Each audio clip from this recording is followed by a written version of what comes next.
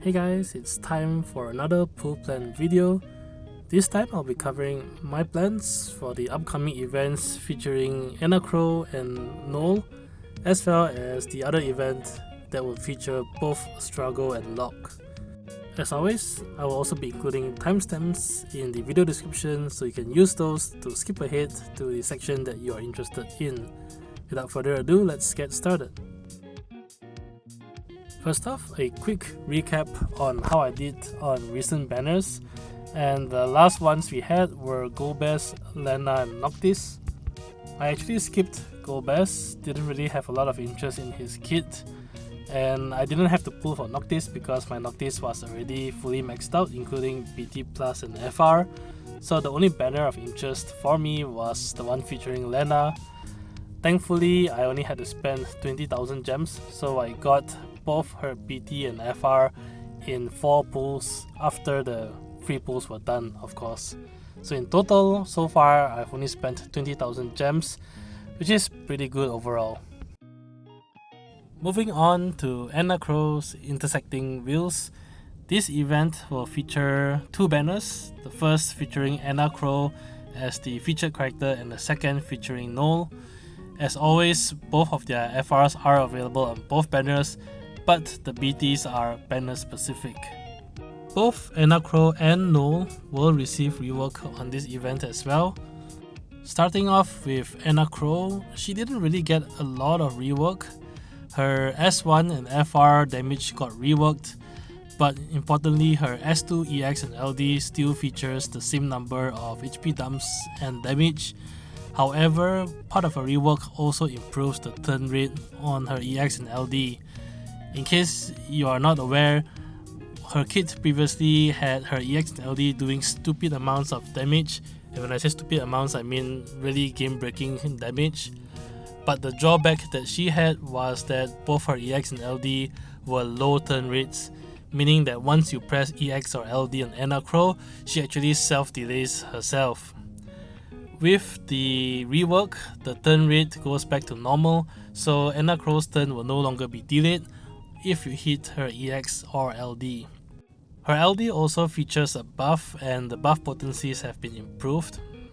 Now, if you are using Enna Kros, the main reason would be her EX and LD, and although the damage across those 2 skills were not reworked, a lot of it were fixed by the fact that she now has a new BT weapon, which drastically improves her overall damage output.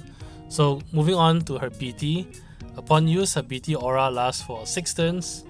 First off, her BT aura gives the entire party Dark and Holy Enchant, which is actually pretty good because this actually helps to fulfill 2 of her FR conditionals, which requires you to do a Holy attack or a Dark attack, each for 20%. And one of the drawbacks before with her FR is that it's actually pretty difficult to fulfill both conditions, so the BT really helps to guarantee that you at least meet both conditionals as long as you do some sort of attack that can be enchanted. Her BT also gives so-called standard BT auras to the party, which is Brave damage plus 20%, Brave damage cap plus 50%, HP damage plus 20%, and HP damage cap plus 30%. In addition, Enna Kros' BT aura also causes the entire party to round up the last 5 digits of their HP damage to the nearest next 100,000. So for example, if you do 101,000 HP damage, it will instead be rounded up to 200,000 HP damage per HP dump instead. The number that it rounds up to fully ignores your HP damage cap, so regardless of what your cap is, it will always be rounded up to the next 6th digit, or I guess the next 100,000 worth of damage. This is very important, in my opinion, for Enna Kros if you really want to pull for her, and I'll cover more of this in the evaluation slide later on in this video. But in short, I think if you want to spend tickets or gems chasing for Enna Kros, I would recommend to also get her BT and fully max this out. Otherwise, I feel it's not really worth chasing for Enna Kros because in these 2 events, all 4 characters are DPS oriented, and really all 4 of them do fairly well in endgame content. So my thought is, if you aren't interested in maxing out Enna Kros, then why not just pull for one of the other 4 characters anyway. Anyway, I'll cover more of this in more detail later on. Moving first on to Noel. Noel also receives a rework and a new FR on this event, and I believe Noel is, the last character in DFFOO in the global version of the game to receive force enhancements. His rework is actually pretty massive from what I can see. A quick disclaimer though, I don't play JP, so this is just theory crafting from the numbers that I saw on his rework. In a nutshell, his damage across his entire kit has been bumped up first of all, so his S1, S2, EX and LD damage all have been massively reworked. His LD normally allows him to do a full up attack every time he takes a turn, and the full up attack now has been changed to 4 HP dumps, which is pretty significant. The biggest change though that you need to consider is the change to his EX damage. After the rework, Noel's EX will now do defense ignoring, single target melee attack with 9 HP dumps. Even though it is single target, it also has 80% splash, so it does do some damage to off targets as well. Don't forget that Noel also has his full up attack, so his EX plus full up attack would actually equal to 13 HP dumps in total, which is pretty massive. I went into a little bit more detail about his EX because this would be his main skill, and that is because of his BT aura. So with that said, moving on to his BT. Noel's BT isn't new, but it did get a massive change as well with his rework. His BT normally lasts for 8 turns. In addition to all the party auras that it gave before, the BT is now very notable, and you definitely need his BT if you want to use Noel as a top tier DPS. First off, when you use Noel's BT, it instantly fills his EX meter to full, allowing you to use his EX. In addition to all the other party auras, his BT now also very valuably provides HP damage cap plus 30% to the entire party. Noel himself gets an additional plus 50% HP damage cap on top of this, so the BT aura gives Noel HP damage cap plus 80%. On top of this, Noel also will instantly get a full EX meter every time he ends his turn. This is in essence very similar to Lightning. Although Lightning does require her to break an enemy on her turn, Noel just requires him to take a turn and he instantly gets a full EX. This can be very broken considering that you could do something like BT plus with Noel, get the BT aura up, and then go into BT mode where he can then spam EX every single turn in Noel's BT mode for insane damage. Noel gets a new FR weapon on this event, and Noel's FR will re-break the enemy for every HP dump that it does, so it has 4 HP dumps, which means that it will re-break the enemy 4 times on use. And Noel's FR only has 2 conditionals, but I think it is actually 2 very good conditionals. The first one requires you to do melee damage on your turn for plus 40%, and the second one requires you to break an enemy during your turn for another plus 40%. Now, starting off with the second conditional, while it does require you to actually inflict break to get the plus 40%, attacking a broken target will not give you the plus 40%. However, Noel's Force Time also has the added effect that as long as you are targeting a broken target, you will reset the target's break status, allowing you to guarantee a break regardless of which other character that you are using. So the second conditional in Noel's Force Time is actually very easy to meet. The first conditional, of course, is character specific. It does require a melee attack, but so long as you bring melee sort of characters along with Noel, you should get the full plus 80% a turn, and plus 80% is a hair higher than most other units. Usually units range about 70 to 75%. Also, anyway, if you're using Noel, most of the time you will be entering his FR and BT mode, so the other 2 party members won't actually take too much of your force time turns anyway. Lastly, when you're in Noel's Force Time, if you break or attack a broken target, which should be virtually all the time, you also benefit from HP damage and HP damage cap plus 50%. This stacks with his BT aura, so Noel's FRBT alone gives him a whopping plus 130% HP damage cap up, which really compounds upon his EX damage potential. My plans here is to actually really go for Enna Kros, and really the main reason for that is that I am pretty intrigued with her unique BT aura effect. I have to say though that it does require some planning and preparing around for, but to me, given that it is unique, it is also something that I find potentially fun and has the potential to be really busted. That being said, I am pretty torn for Noel as well. I think he did get a massive change that really brings him to the top of the DPS charts. Unfortunately though, I don't even have Noel's BT, so if I really want to get both characters, I actually will have to pull across both banners. So this is still something that I'm thinking about. The next event after that would be an event that will feature both Strago and Locke across 2 banners. Similar to the last event, this banner will have both characters receiving rework. Strago will receive a new BT weapon, whereas Locke will receive a new FR weapon. Starting off with Strago receives damage rework across his entire kit. His S1, S2, LD and FR will be bumped up in terms of damage. His S1 and S2 will be 3 HP dumps AoE, and his LD will be 4 HP dumps AoE. Now this seems extremely low considering that we have characters at like 9, 10 and even more HP dumps nowadays, but just hold that thought because his BT changes everything on his kit. So moving on to Strago's BT, and really if you want to use Strago, he also needs his BT weapon, otherwise he is pretty lackluster as a DPS without. Now why is his BT so important? Upon use, his BT lasts for 6 turns and gives the standard BT auras to the party. Just quickly, it is party brave damage plus 30%, brave damage cap plus 50%, HP damage plus 20%, and HP damage cap plus 30%.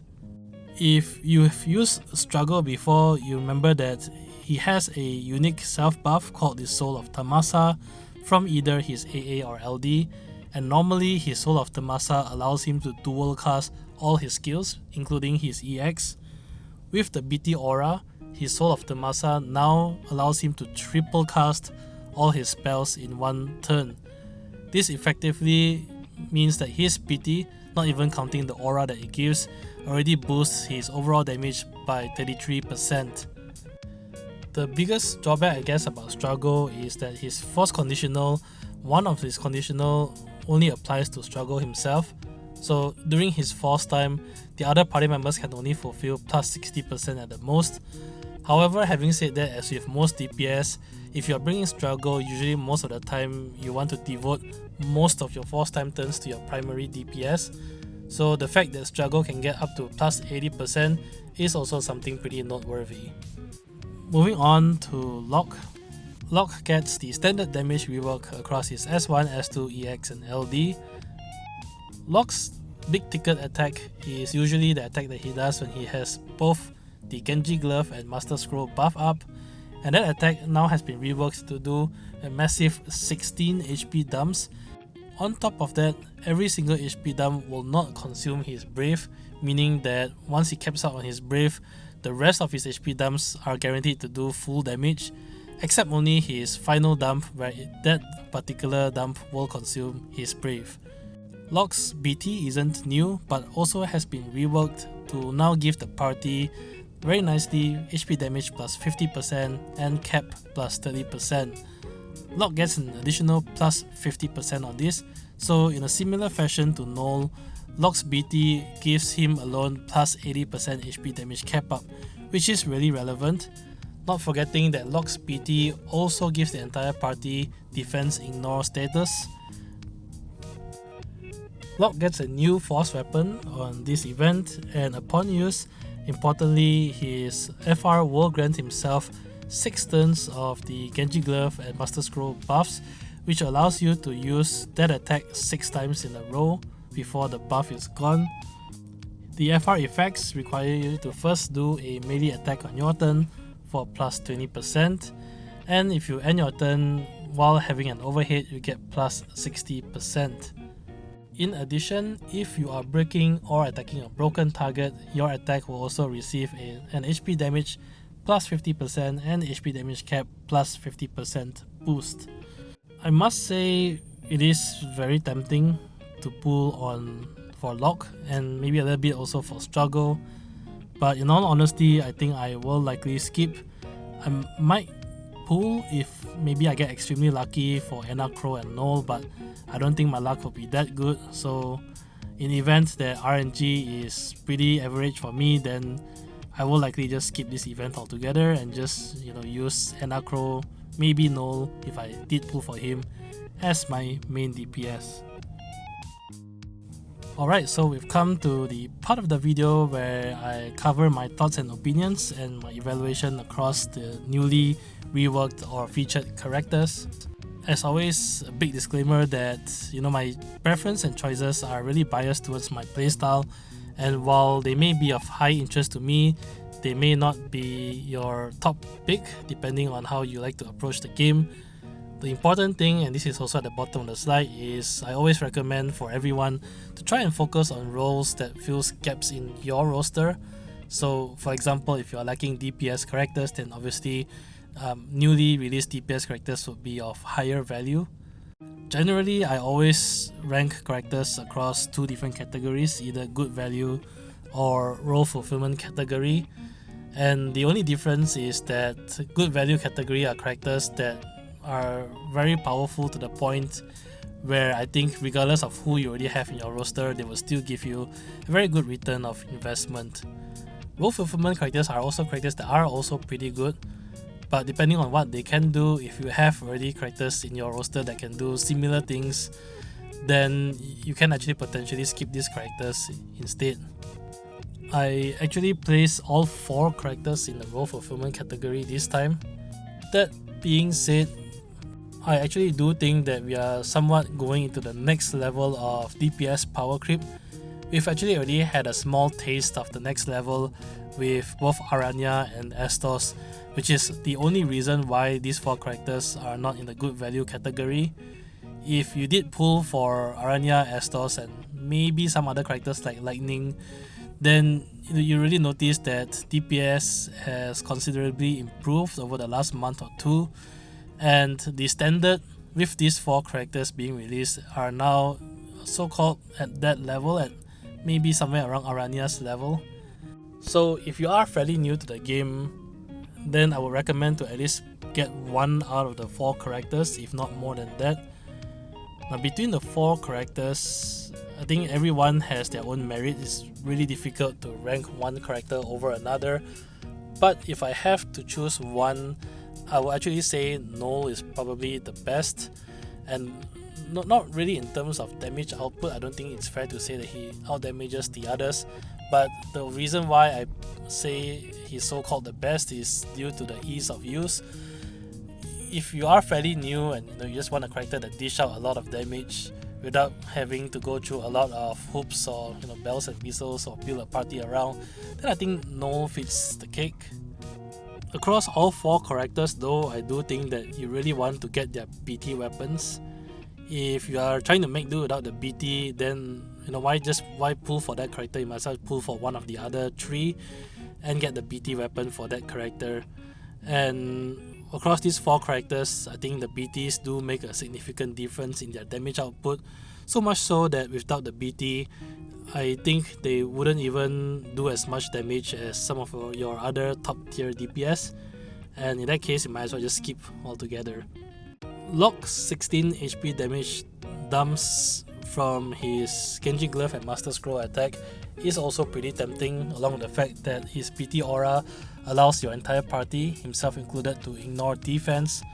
But take note that your damage window is tied to that attack. Beyond the 16 HP damage dumps, the rest of his attack are still pretty okay, but won't be as strong as say Noel's damage output.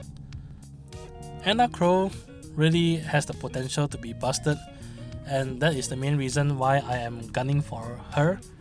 However, Enna Kros isn't very straightforward. Her damage is largely tied to her EX and LD, and in my mind, I think she needs really a lot of level of support in order to really break the damage cap. That being said, I think if you don't mind trying to build around Enna Kros and trying to push the damage as high as you can, she has a very high damage ceiling, and that is for me the main prize out of the 4 characters that I personally am interested in. Lastly, for Strago, unfortunately for Strago, really I think of the 4 characters, since this time all are DPS characters, I would really pick Strago last. Really nothing against him, he does also has the re-break utility, and the fact that his damage is more to the fact that he triple cast his attacks. This also means, for example, his LD will now break an enemy 3 times upon use. But Strago is really the definition of an AoE specialist. In single target fights, his damage plummets considerably. Whereas for the other characters, I think they still do fairly well. Especially Locke and Noel, they do fairly well in my mind in both single target or multi-target fights, which I think make them more universally usable rather than Strago.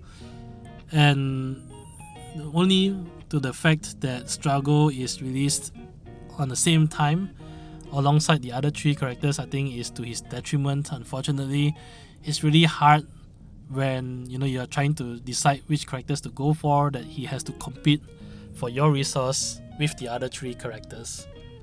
That being said, of course, as always, if you really feel comfortable in your single target DPS and you want someone to bring to AoE fights, like 3 target fights, then Strago's really your man, and he will obliterate 3 target fights with ease. So that's it for this video. In summary, I plan to probably get Enna Kros, FR and PT. Still thinking about Noel. I would really like to get Noel as well, but it's just a stretch because I would have to pull for 2 different banners. And as far as Locke and Strago goes, I will likely skip them. Still thinking about it. I might end up pulling for Locke, but only if I get extremely lucky on Enna Kros event, so let's see. But if I did have to spend a lot of resource getting Enna Kros, then I'm like 90% plus sure I will probably skip Locke in that scenario. Thanks for watching, and as always, if the video has been helpful, do leave a like, comment and subscribe. It really helps a lot. Till then, I will see you guys in the next pool plan video. Bye!